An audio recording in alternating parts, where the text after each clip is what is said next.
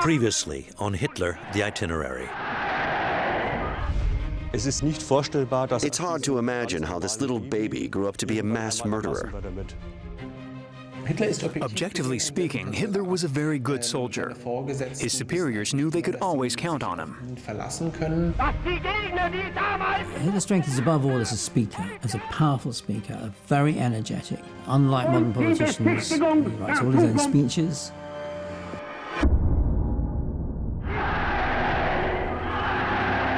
Berlin, January 30th, 1933. Adolf Hitler has become the most powerful man in Germany, a dictator who would plunge the German people and the entire world into the 20th century's most murderous conflict, the Second World War. Hitler piled on victory after seizing power, which in itself was a victory over the German people and the planet. It was only Hitler, really, who wanted war. Neither Goering nor Goebbels nor the generals wanted war. Hitler was convinced that he was a military genius. But how did this man with no military training manage to conquer the whole of Europe?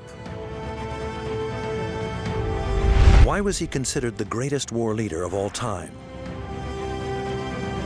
How did this former homeless layabout become the architect of the final solution? One man, a passionate historian, has traveled the world to establish the most exhaustive chronology yet of this journey. Harold Sandner has spent over 20 years picking apart Adolf Hitler's life hour by hour. Where was he during these early years, and as he waged war? Where did he make his most momentous decisions? Wherever Hitler was, that's where the power was. He was the very embodiment of an absolute dictator. More than 70 years after Hitler's death, Harold Sandner has uncovered numerous inaccuracies, even in the most serious published works. There are something like 80 biographies of Hitler, but there are always mistakes in some of the information. From France to Austria, via Germany and Belgium, we went searching for the final traces left by the dictator. To understand the journey of a war leader. This is the itinerary of Adolf Hitler.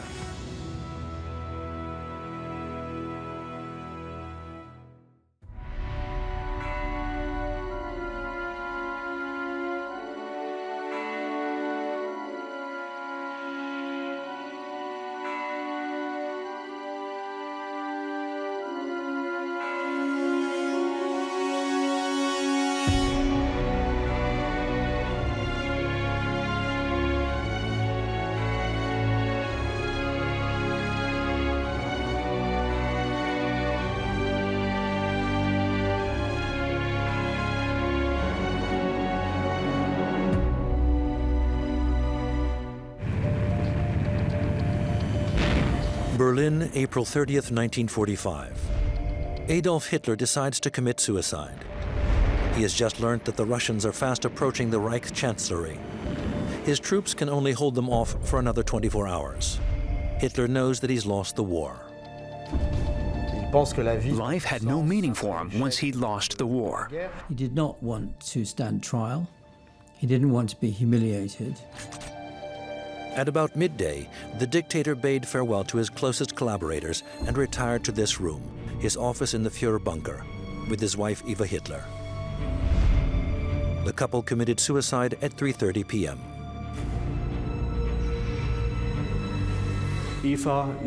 Eva took poison while Hitler made doubly sure by biting into a capsule of poison, as well as shooting himself. His doctor had advised him to do this to be sure of killing himself. The dictator's death almost immediately brought an end to the hostilities. Germany surrendered on May 8, 1945, a week after the suicide of the man who had dragged Europe and the world into an unprecedented cataclysm. It was a great relief. Nazism died with him, just as it had been born with him. Hitler's suicide meant for Jews who were still in German captivity an end to their persecution and suffering. But how could such atrocities have been allowed to go on for so many years? Could the Second World War have been avoided? To understand its origins, we must go back to a time when Hitler still pretended he wanted peace.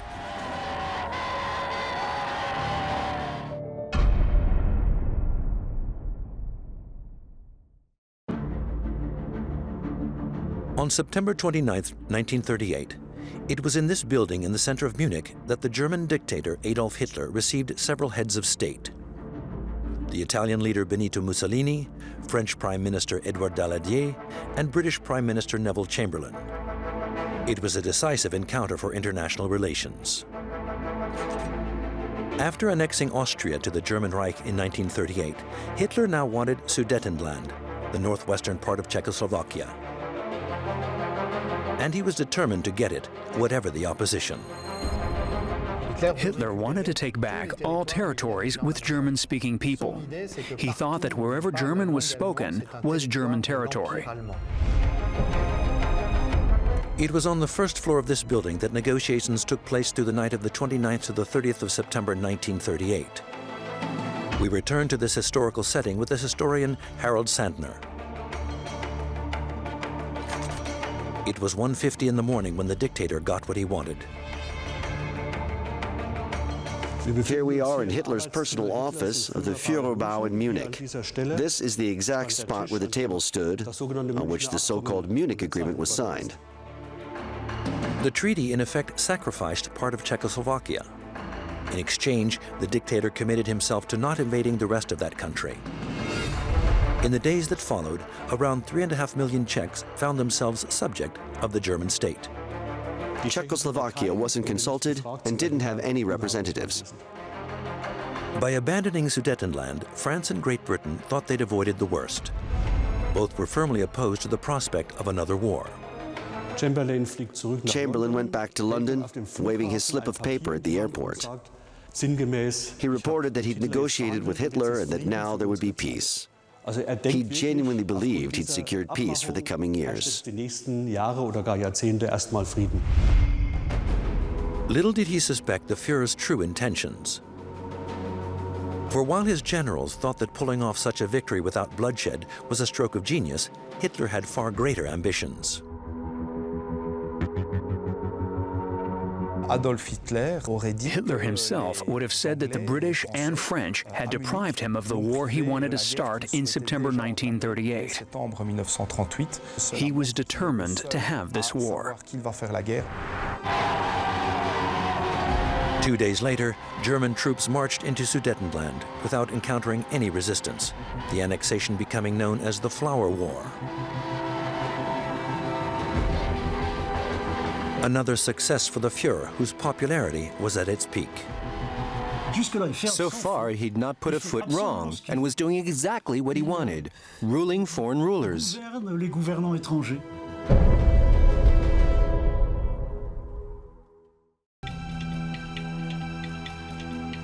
While he waited to conquer France and the rest of Eastern Europe, Hitler sowed terror in his own country.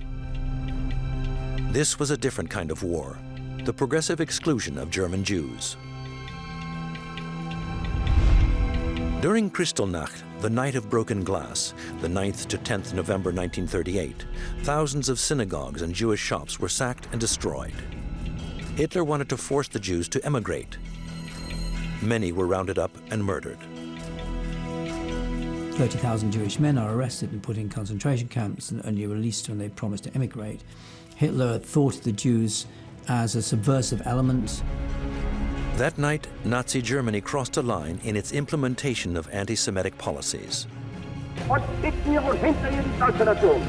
In a speech given before the Reichstag on the 30th of January 1939, Adolf Hitler predicted the extermination of the Jews of Europe in the event of a new world war. A sort of morbid prophecy which provoked no reaction from the German people. Even if, with indulgence, one could interpret it as merely an expulsion plan, it's clear he was talking about a planned genocide. With this speech, the foundations of the Holocaust had been laid. The face of Germany changed.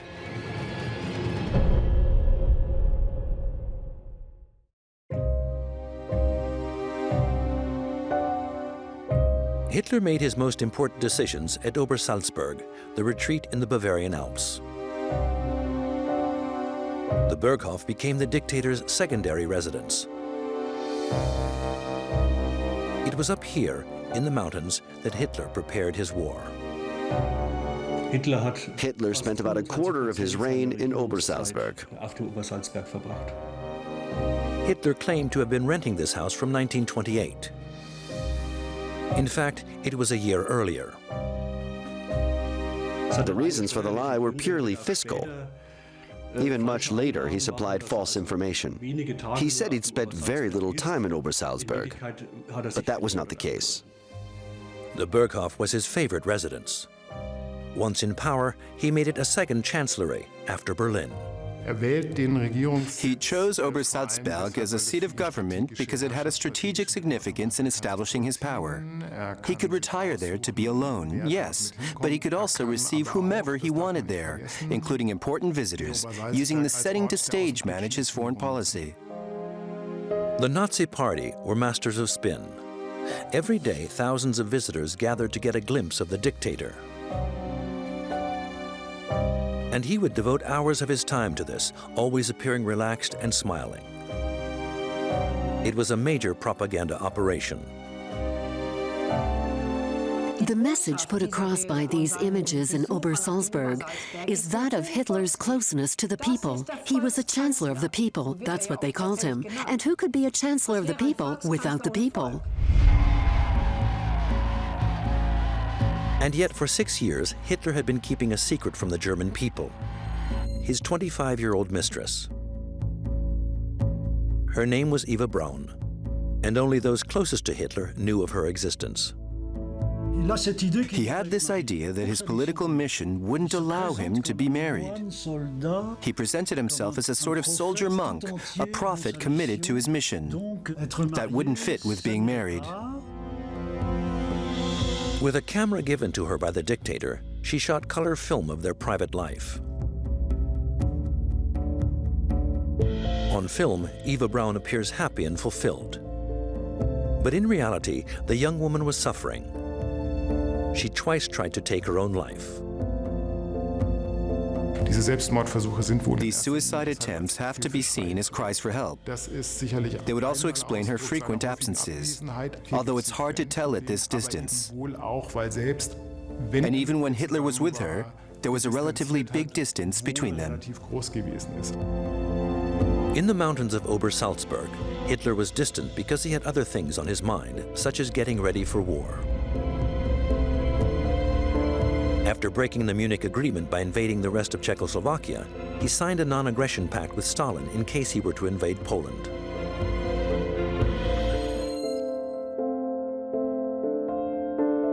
It was now August 1939. This was the last peaceful summer that Europe and the world would know for many years.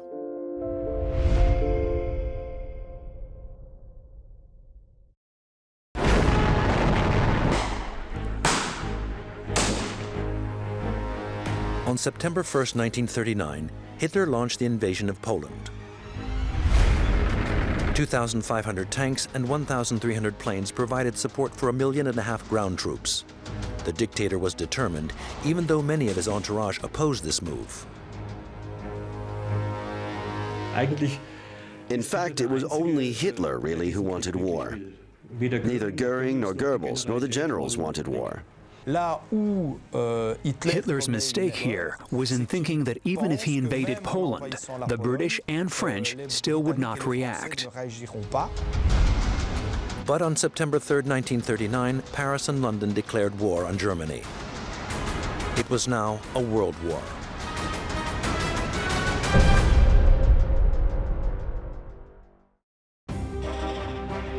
Immediately after this, the dictator took his personal train to the front line. He followed the operations from the training camp at Grossborn in Poland. He was fascinated by the armed combat going on right before his eyes. Hitler felt a need to be right where the action was. Hitler never stayed in the same place. He liked to get out and meet people.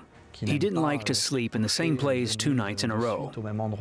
He was always going to the front line and putting his life in danger. He didn't care. He was sure that God would protect him, that nothing could happen to him. Only 6 weeks after hostilities began, Warsaw was surrounded. Poland had been crushed in Hitler's Blitzkrieg, or lightning war.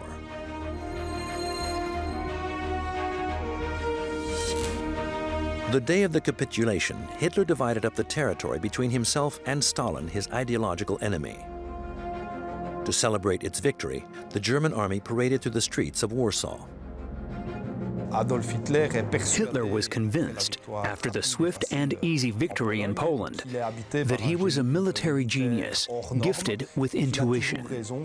He was always right, so if anyone disagreed, they were necessarily wrong. This time, Hitler had let his generals run the campaign. But from now on, he'd take charge of operations himself.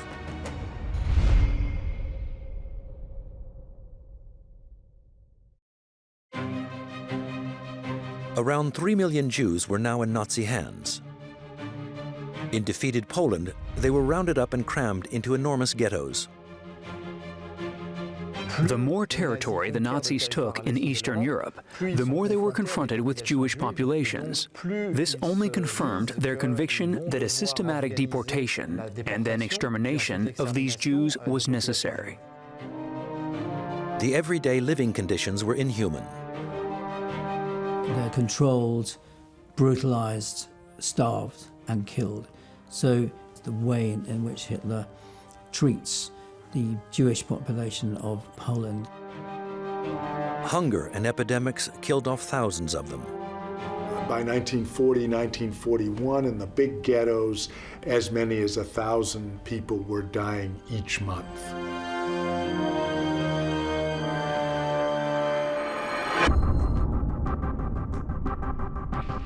At the same time, Hitler was extending his rule westward.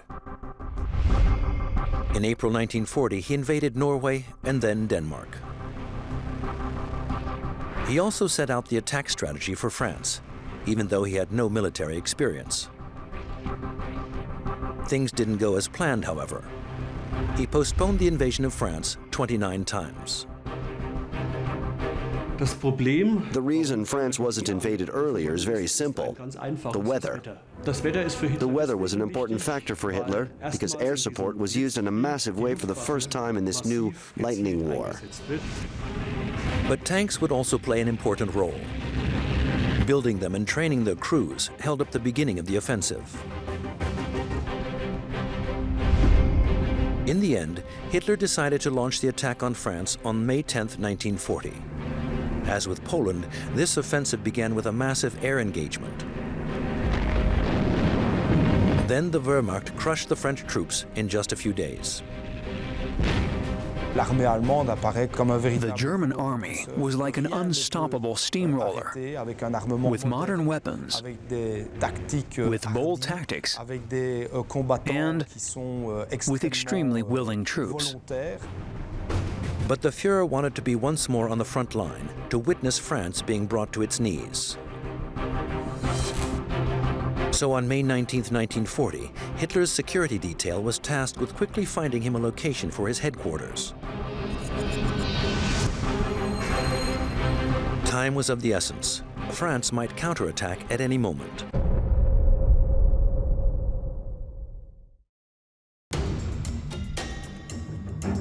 On May 22, 1940, they decided on the isolated village of Brûlis-de-Pêche in Belgium.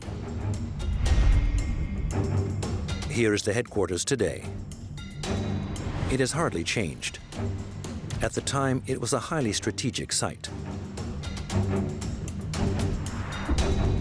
It was very well located in the forest, easy to camouflage. It was at the French-Belgian border and just a few kilometers from the airport. Hitler's entourage quickly had 3 chalets built as lodgings and canteen for the dictator's men. As surprising as it may seem, they even dug a small pool in case of a heat wave. But for those in charge of Hitler's security, the most urgent consideration was a bomb shelter. Very close to Hitler's own chalet, there was a bunker. It was a reinforced concrete cube, measuring 7 meters by 7 meters, where he could take refuge if he came under air attack. And to guarantee maximum security, all 28 neighboring villages were evacuated at the end of May. Mary Mettens was 10 years old at the time. She still remembers that very unusual day. About 4 o'clock in the afternoon, 2 men came. They weren't very nice at all. I remember that very well. They told us we had to leave in 2 hours. We were evacuated without knowing where we were going, and we were told not to come back. But we weren't told why. They took a few of the local people hostage, about 80 or so, and said that they would pay with their lives if any of the evacuees tried to return. It was a threat, an extra bit of pressure put on the local people. On June 6, 1940, the dictator finally arrived in Brûlis-de-Pêche, the site now being completely secure. It was in this school that Hitler directed military operations. Long tables were covered with maps. This is where the fate of France was decided.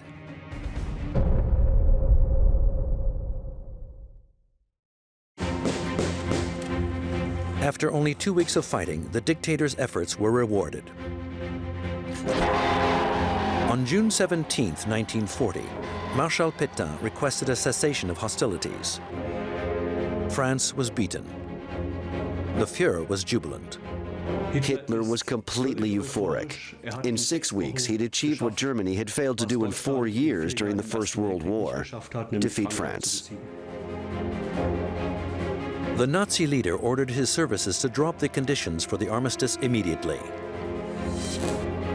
It was done during the night of the 20th to the 21st of June 1940 in this church.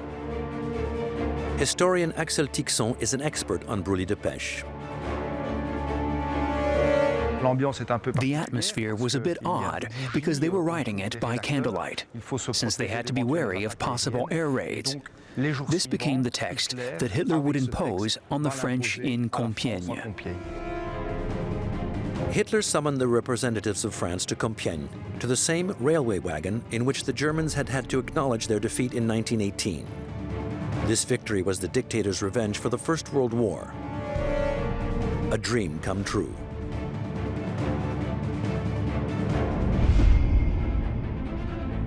Right after this, Hitler visited Paris. It was another dream of his to enter the French capital. He went there on the 23rd of June, 1940. The history books, however, give us 2 different dates for Hitler's visit to Paris, making some writers conclude that he may have made 2 visits. That isn't true. Hitler only visited Paris once, on the 23rd of June, from 4:05 to 9 in the morning. The dictator hurried to the Opera Garnier before stopping off for a photo opposite the Eiffel Tower. A very symbolic image which was seen around the world. From that moment on, the media started talking of Hitler as the greatest war leader of all time.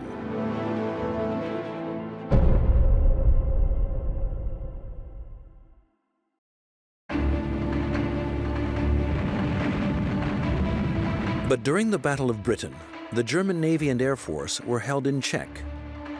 Hitler would have much preferred a treaty with Great Britain rather than crushing it in a military victory, as he had done to France. But the British were not about to cooperate. They responded to Germany's attacks with fierce resistance. This was his first setback of the Second World War. Right up until the beginning of July, Hitler was hoping that the UK would fall like a ripe piece of fruit. And as the first British bombs started falling on German soil, Hitler was anxious to make sure his most precious possession was made safe.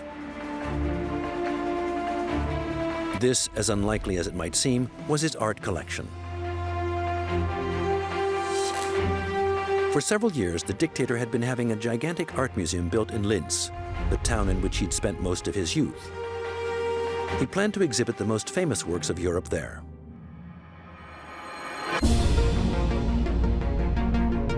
And it was here, in the bowels of the Führerbau, that he stored his treasure while he waited for his museum to be built. We went back to visit this rather unusual depot with Harold Santner. The works of art were stored here. For Hitler, works of art were always more important than people's lives. During the war, he always regretted the destruction of museums and theaters, but he couldn't care less about people's lives. Around 700 works of art were stocked in these corridors and permanently guarded by SS men throughout the war. Most were paintings that had been confiscated or sold by force. Many had been pillaged by the German army in the occupied countries. Hitler was the world's greatest art thief. The dictator's purloined works of art would stay hidden here until 1945. Back in 1941, Hitler was busy waging his war.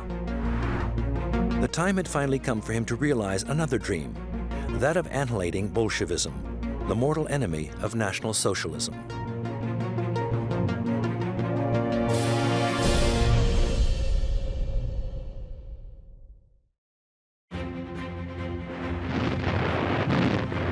On June 22, 1941, Hitler launched his offensive against the URSS, one of the greatest invasions in military history. 4 million soldiers, 600,000 vehicles, and as many horses. Hitler was wary of fighting on two fronts, but he ended up giving the order. You have to realize that he was convinced of his own strategic genius and was sure he could defeat the Soviet Union with the same ease with which he had overrun France, meaning in just a few weeks. At this point, Hitler's idea was to deport the Jews into the conquered Soviet Union. This was the original plan of the final solution. But for 3 years now, the dictator had also been using the Einsatzgruppen. These were special units which followed the army, eliminating Jews and political opponents like the Soviet apparatchiks. These death squads now started carrying out mass executions. At first, it was just the men who were systematically killed. But then the women and children were increasingly included in these atrocities. About 40% of the Jews who would die in the Holocaust were killed in shooting operations. At the front, the dictator was winning victory after victory. He conquered Minsk and then Leningrad. In August 1941, he visited soldiers on the Eastern Front in Ukraine. Entire swaths of territory were coming under Nazi control. Hitler was sure that Russia would fall before the winter. There was real enthusiasm during the summer and early autumn of 1941 as the German troops advanced at incredible speed through Russia. But now the dictator made a strategic decision which would cost him dearly. He decided to seize the agricultural, industrial, and oil resources of southern Russia. What's more, he had a furious showdown with some of his generals, who wanted to head straight on and attack Moscow. These discussions seriously slowed down the Blitzkrieg, the Lightning War, launched against the Soviet Union in July 1941. And by the time the attack on Moscow began in October 1941, it was too late. The Wehrmacht was overtaken by the winter. Temperatures dropped as low as -30 degrees. The German soldiers were exhausted, and a Soviet counteroffensive drove them back hundreds of kilometers.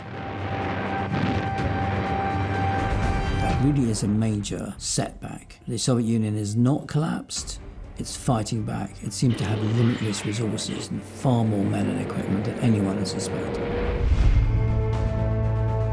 Hitler held his generals responsible for this debacle. Since the beginning of the war, he'd been highly suspicious of his military top brass. The battle for Moscow marked a turning point in his relations with them. Hitler had never really trusted his generals. He despised them because they had advised against the French campaign, and now he blamed them for the failure of the great offensive of the summer of 1941. Hitler always had this tendency to blame others for his own failures. To cover up for his own mistakes, the dictator dismissed 30 of his generals, including Walter von Brauchitsch, the commander-in-chief of the German Land Army. Hitler now assumed this function along with that of supreme commander of all the armed forces.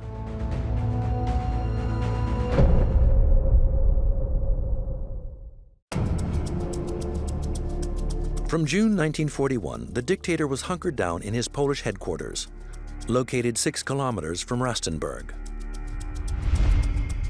It was from this vast complex of bunkers and tunnels that he directed the war in Russia. The place had the codename Wolfschanze, or Wolf's Lair. The Führer would remain based at this headquarters for over 2 years. This was the opposite of what Hitler had done up until this point. He'd never stayed in the same place, but this became his Second World War trench. This hunkering down showed that he was losing control, no longer able to wage his mobile war. Being so close to the fighting meant that more elaborate surveillance was necessary. Located deep in the forest, the site's security was extreme. It was very well protected. All around there was a minefield with 50,000 mines. There were the natural obstacles of lakes and swamps, and the entire site was fenced in.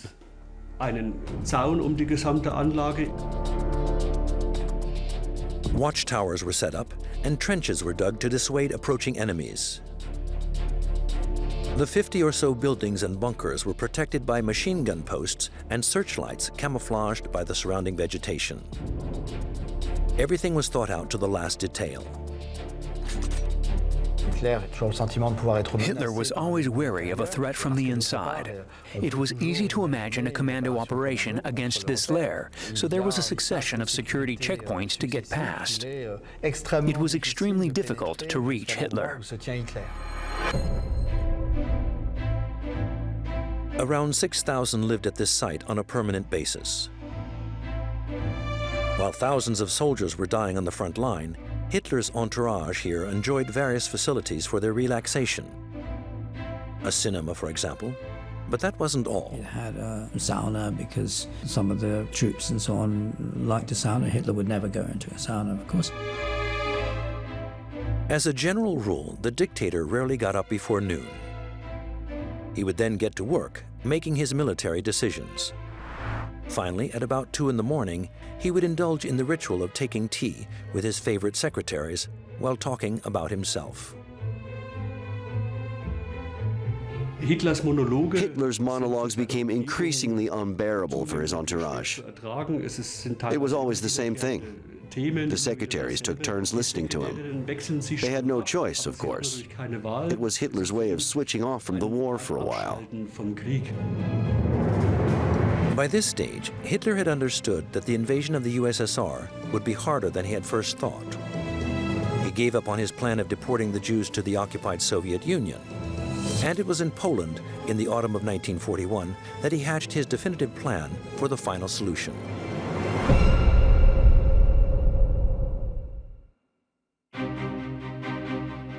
The fate of millions of Jews was sealed once and for all on January 20th, 1942, at Wannsee Conference. At the end of this meeting, organized by Reinhard Heydrich, Himmler's right-hand man and boss of the Einsatzgruppen, a report was drawn up of the number of Jews to be exterminated, 11 million. Following the Wannsee Conference, the Jews in Europe were methodically rounded up and then channeled towards murder factories. These were extermination centers designed to eliminate Jews within hours of their arrival. Hitler believed in the virtues of a Jewish genocide. He was sure that if he carried out a mass extermination of the Jews, he could regain the geopolitical advantage, since the Jews were helping all of Germany's enemies. In the spring of 1942, the selections for Auschwitz began, with the streamlining of the extermination process. The weakest were sent directly on arrival to the gas chambers.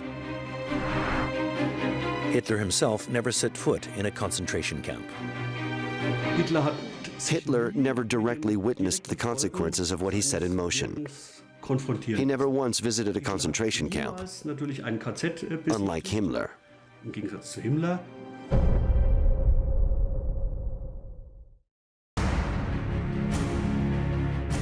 In the summer of 1942, Hitler moved his headquarters to Vinnytsia in Ukraine.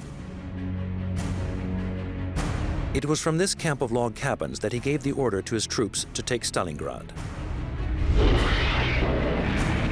The fighting was intense, and from November onwards, the situation rapidly deteriorated. Within a few months, the German 6th Army was surrounded by 90 Soviet divisions. They were hemmed in right to the end. They were starving, they had no food, no ammunition, nothing. From this point on, the great weaknesses in Hitler's strategic planning became apparent. The failure of the invasion of the Soviet Union revealed his flaws, showing that he was just a mediocre war leader, not the military genius he thought he was.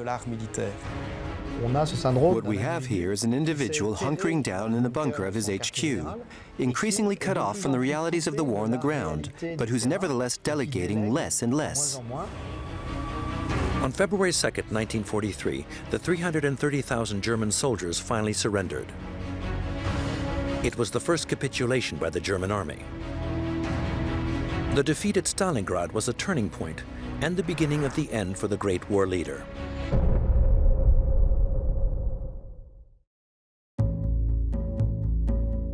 Not long after the defeat, Hitler left his headquarters and went to St. Florian Abbey in Austria. Here he took part in a religious ceremony with his closest collaborators. Harold Sandner has discovered this previously unseen photograph taken of the dictator during this event. He wanted to show us the exact spot, now loaded with symbolism. Adolf Hitler sat right here on the 4th of April, 1943. They had set out 2 rows of chairs for him and his entourage. The body language of the Führer speaks volumes about his state of mind. The battle for Stalingrad seems to have affected him deeply. In this photo, he's letting his inner feelings show, something he never did as Führer. He's pensive and withdrawn. I'm sure that at this point, he knew the war was lost. Once the ceremony was over, Hitler went to Linz, the town where he had spent most of his youth. He didn't know it, but this was the last time he would ever go there.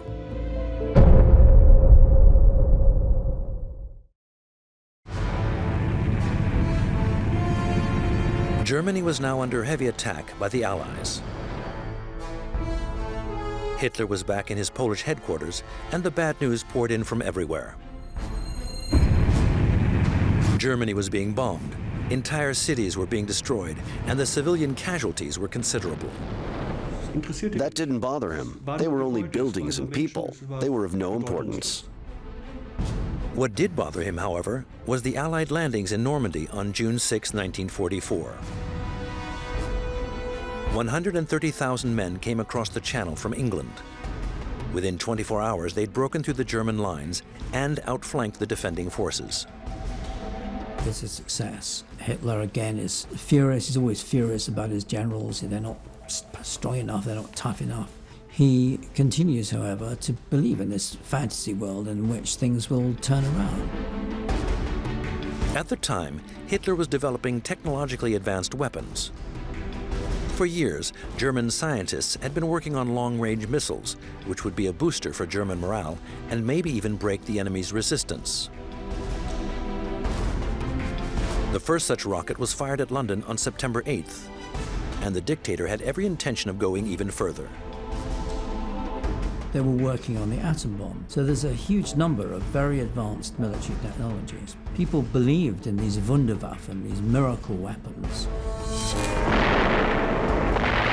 The German Reich was gradually being surrounded by the Soviet and Allied forces. So Hitler launched one last offensive in the West, the Battle of the Bulge. This was a counterattack on the French-Belgian border, aimed at showing that Germany was still standing and still determined. It was a totally desperate move and had no support from the German generals because the army had no resources left, either human or logistical, with which to fight the Allies, especially in the sky, which was totally controlled by the Allies. The chances were slim or non-existent of their turning the tide in the West.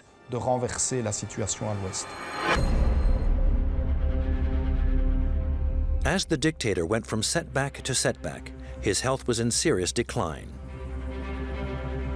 He suffered from cardiac problems and was showing the first symptoms of Parkinson's. Theodor Morell, who had been his personal physician since 1935, was never far away. He was taking up to 28 medicines a day, or the equivalent in injections. He'd have shots to pick him up and others to calm him down. He was afraid of dying before he achieved his goal.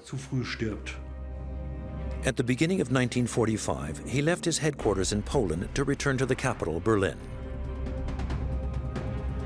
He still thought he could win the war. He was hoping that the coalition between the Allies and the Russians would break down.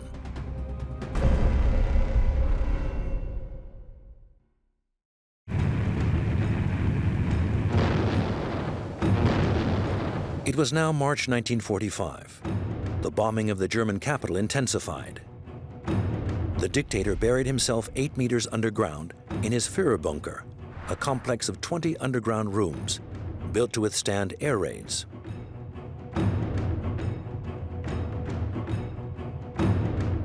The outer walls were nearly 4 meters thick, and the ceiling was concrete reinforced with metal beams.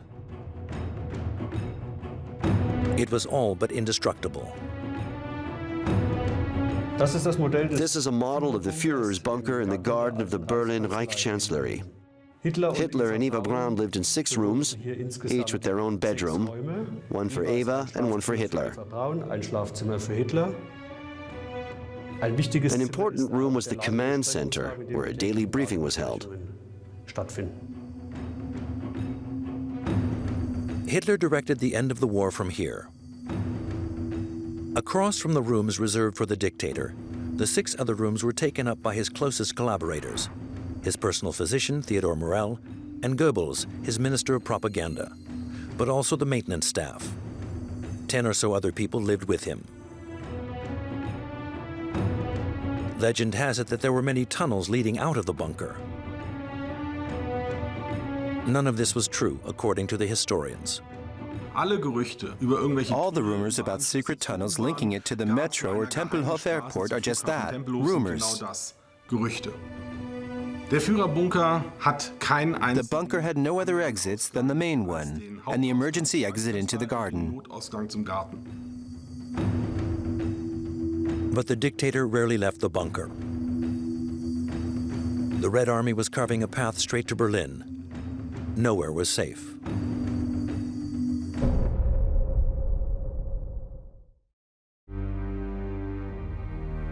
On April 11, 1945, the Americans liberated Buchenwald concentration camp, discovering its unspeakable horror.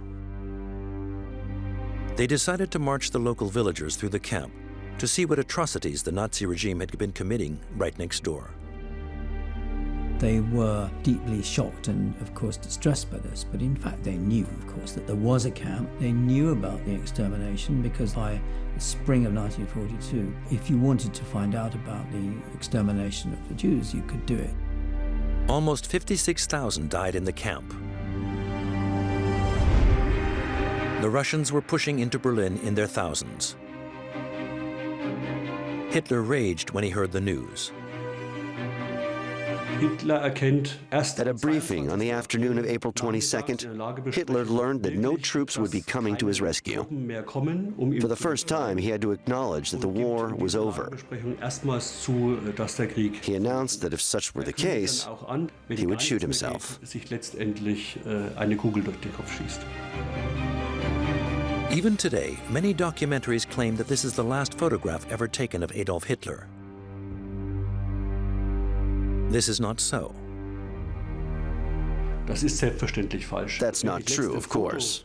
The actual last photo of Hitler was taken on April 20th, his birthday, in the ruins of the Reichskanzlei.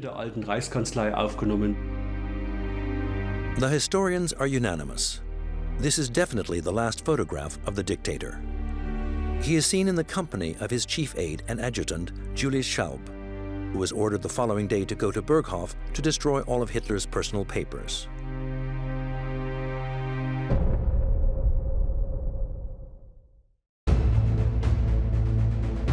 April 1945. Berlin was completely surrounded.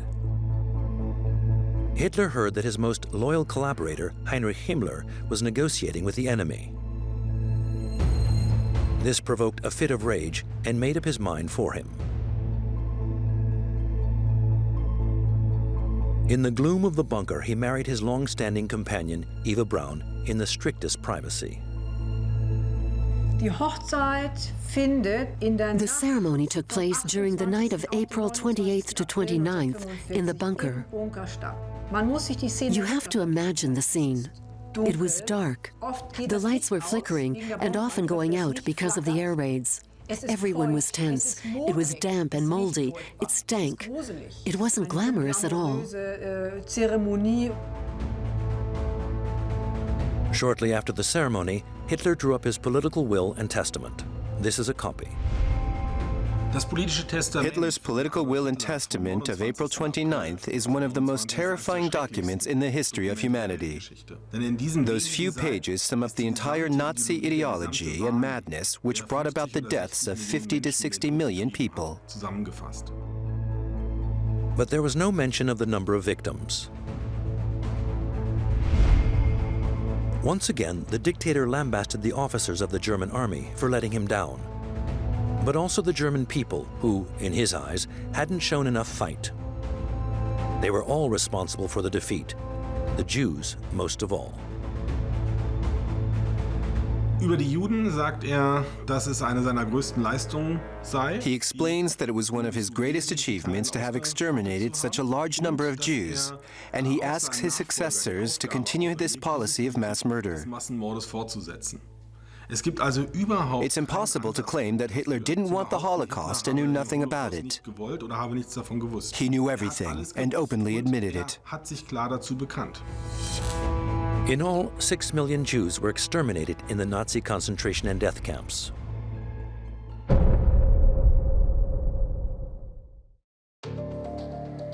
On April 30th, 1945, Hitler killed himself in his office in the Führer bunker.